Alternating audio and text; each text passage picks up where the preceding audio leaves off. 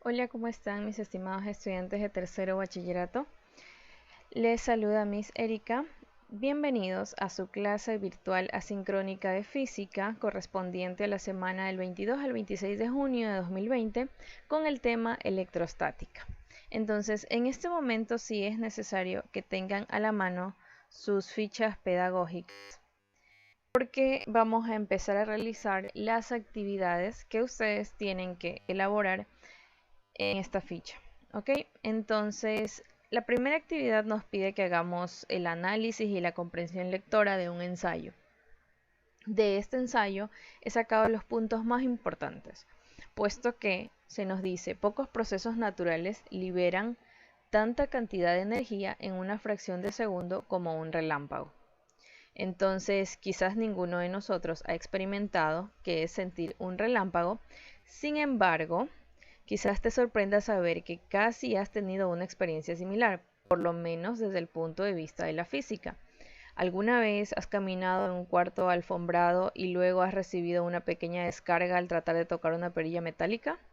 A mí sí me ha pasado. Por lo general me pasa en la sierra, porque los pisos en la sierra son alfombrados y el caminar sobre estos pisos alfombrados hacen que tus zapatos se carguen por fricción y de tus zapatos se transfiere a tu cuerpo y tu cuerpo queda cargado eléctricamente. Entonces, al tú tocar una perilla metálica o un pasamanos, esa energía se transfiere de tu cuerpo a este metal y tienes una sensación de cortocircuito o de mini relámpago en tu cuerpo.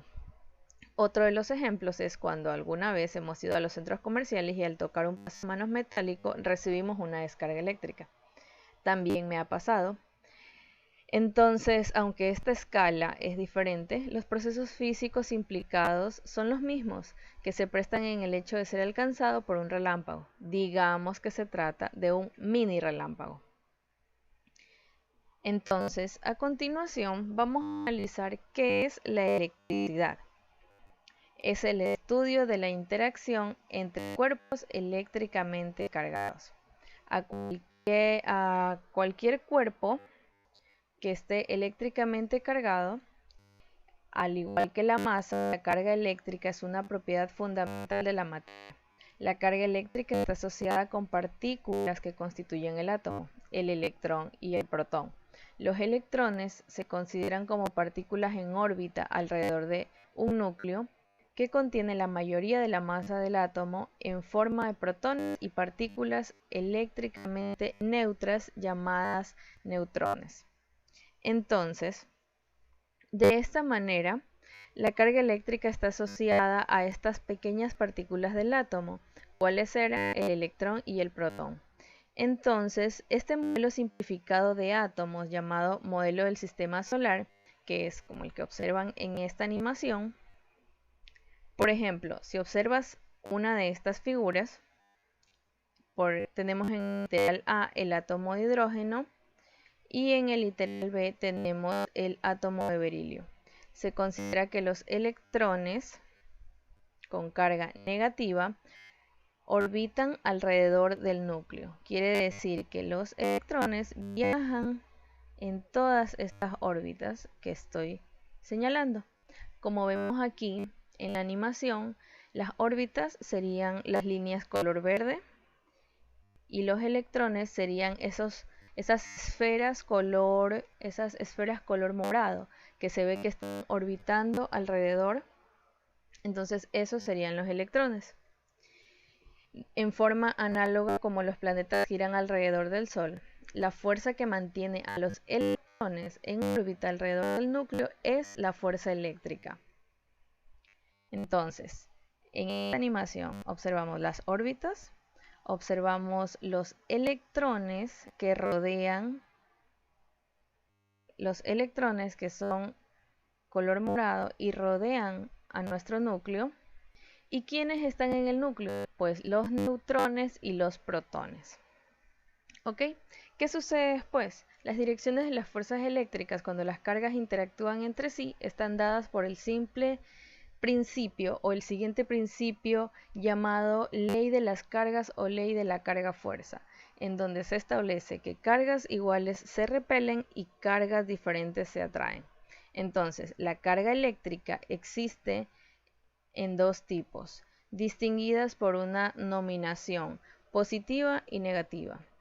La carga positiva son los protones y la carga negativa son los electrones.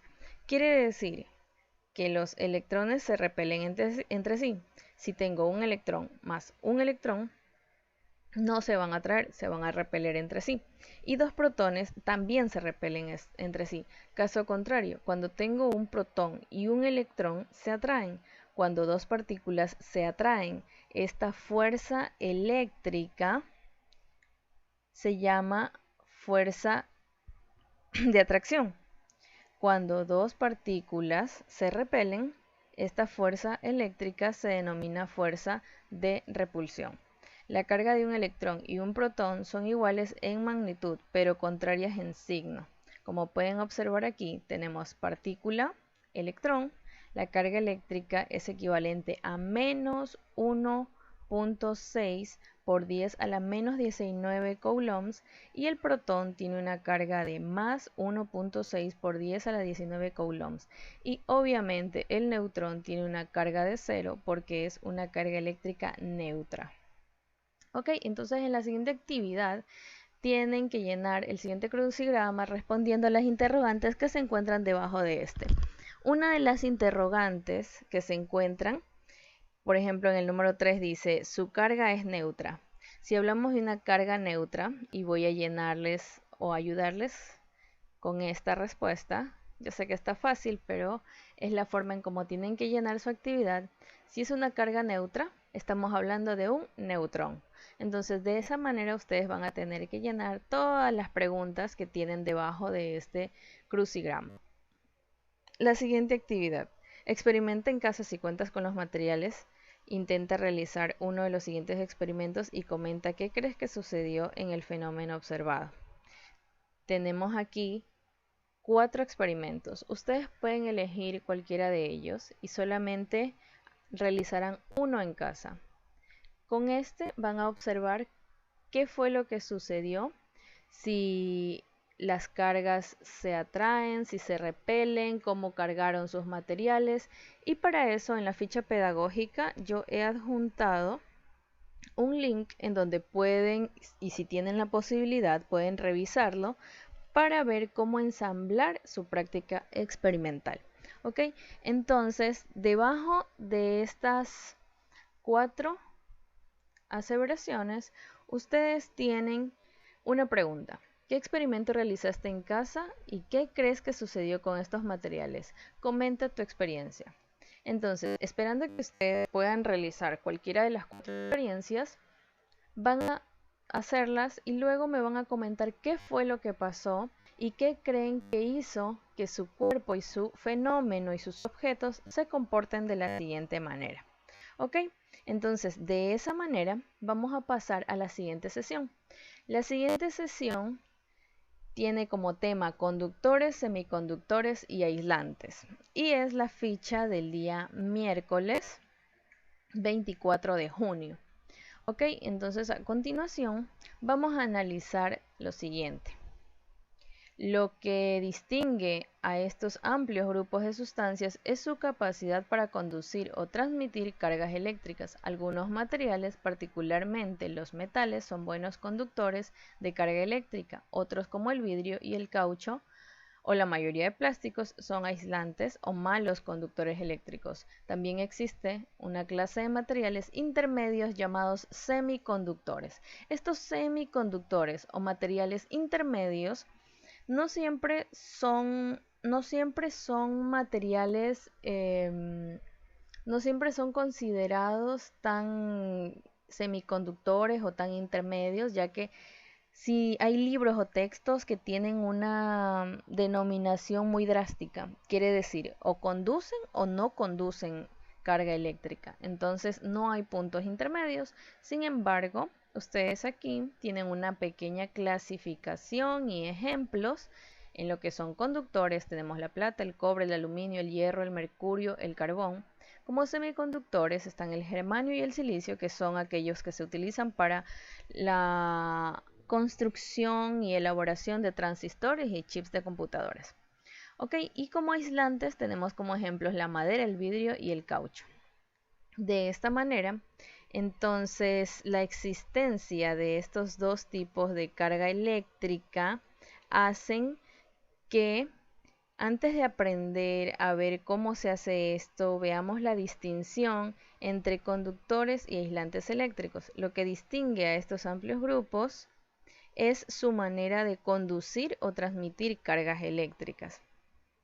Entonces, en la siguiente diapositiva tenemos un análisis. Analiza por qué los conductores conducen electricidad y los aislantes no. ¿Qué pasa en los conductores? En los conductores los electrones están débilmente ligados. Como resultado es fácil removerlos del átomo y que se remuevan en el conductor. Incluso es posible que abandonen este último por completo. Como les había mostrado en la animación pasada, tenemos aquí en el núcleo las cargas positivas y los protones, y los electrones son aquellos que giran y están moviéndose alrededor del núcleo.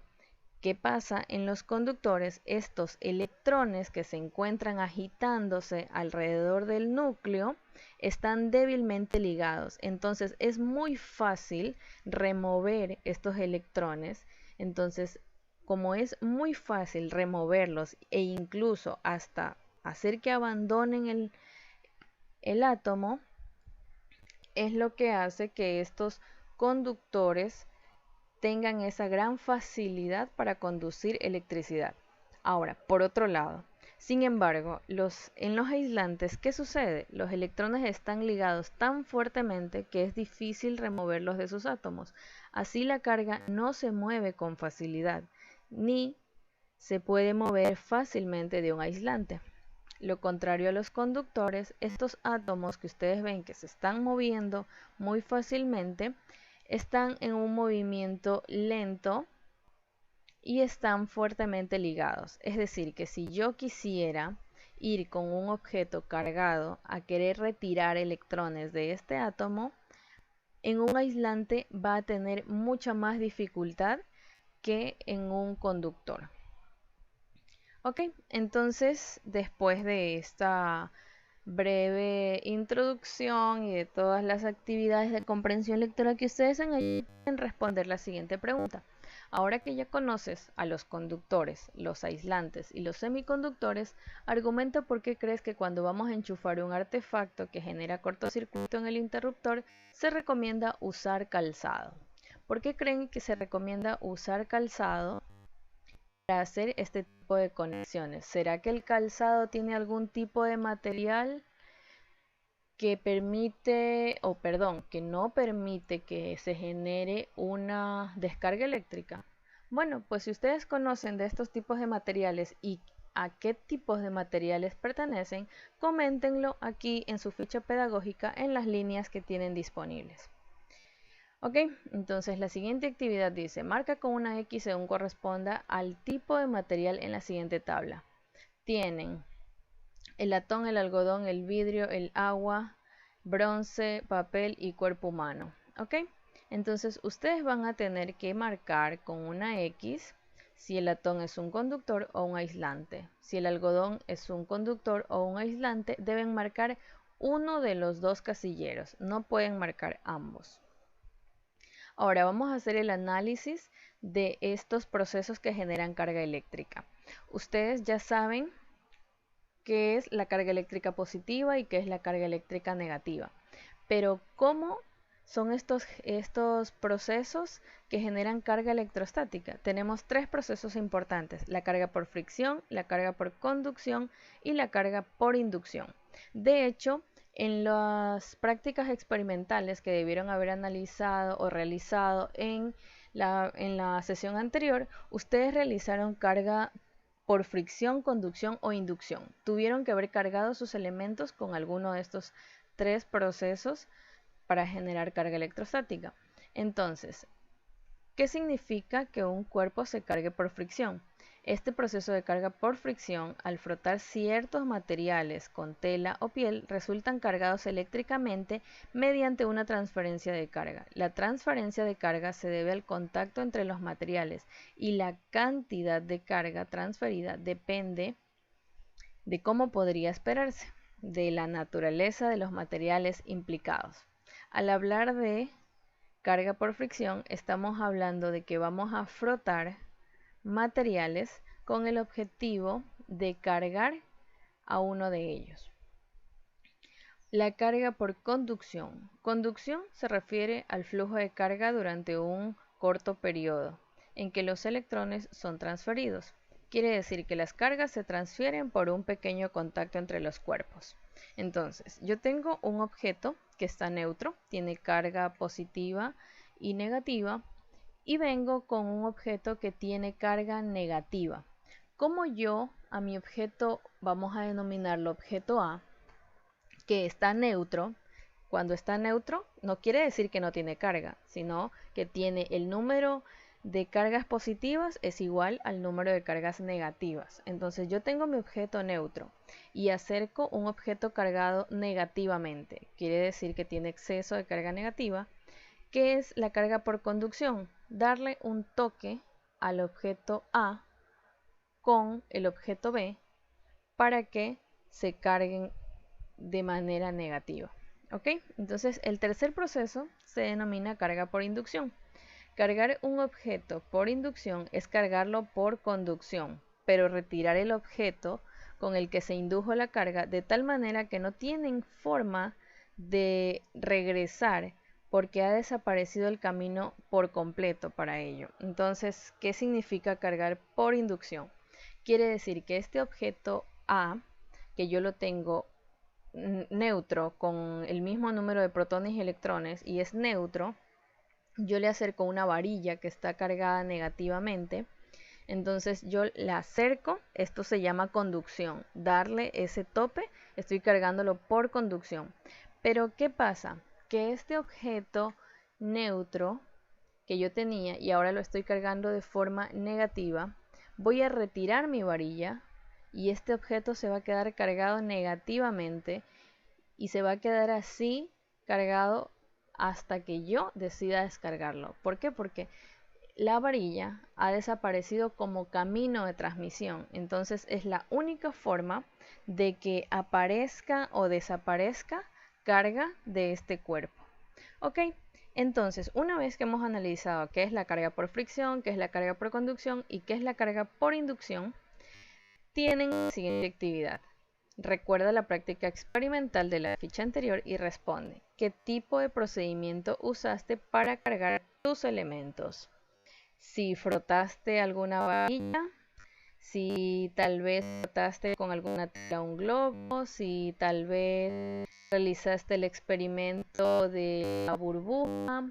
Bueno, tienes 4 opciones de experimentos que pudiste haber realizado y en este apartado vas a tener que responder cuál de estos tipos de métodos o procesos que generan carga electrostática usaste en esa práctica. En ese momento, cuando hiciste la práctica, no sabías lo que estabas haciendo. Entonces, ahora que ya conoces estos 3 procesos que generan carga electrostática, ahora me vas a decir cuál de los 3 usaste en tu experimento o cuál crees que usaste en ese experimento.